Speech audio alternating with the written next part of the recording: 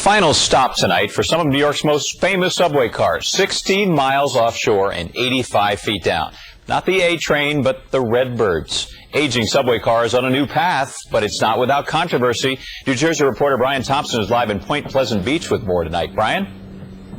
Yeah, Jim, they're about to disappear from the number 7 line in Queens. 50 of their comrades disappeared in these waters off of Point Pleasant Beach behind me to a watery and controversial grave.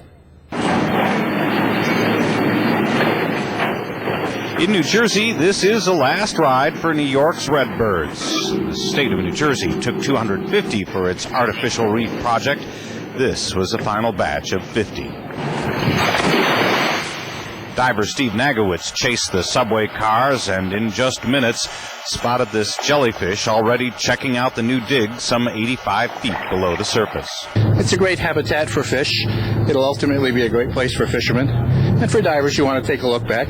New Jersey's had an artificial reef program for 20 years, but this may be the most controversial dump. One concern raised by environmentalists by this dumping, asbestos in the floor tile that could get into the food chain.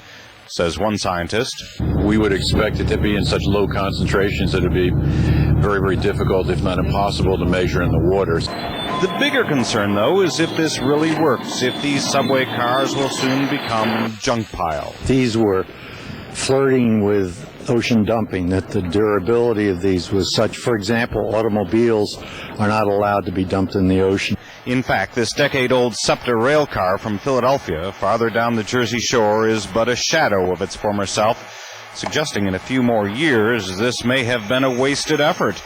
Then again, look at these Redbirds dumped off South Carolina a year ago. Just a few months later, a sea turtle was spotted exploring its possibilities, barracuda prowling through the wrecks.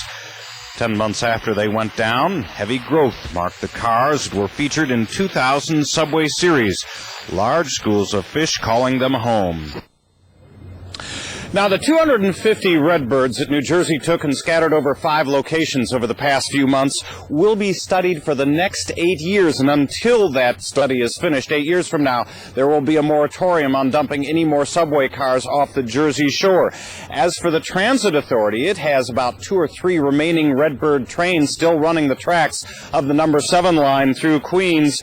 Those will be retired very soon, and they will either go to some other state's offshore reef project or be used as work trains by the TA. Live in Point Pleasant Beach, I'm Brian Thompson, News Channel 4. Brian, thank you.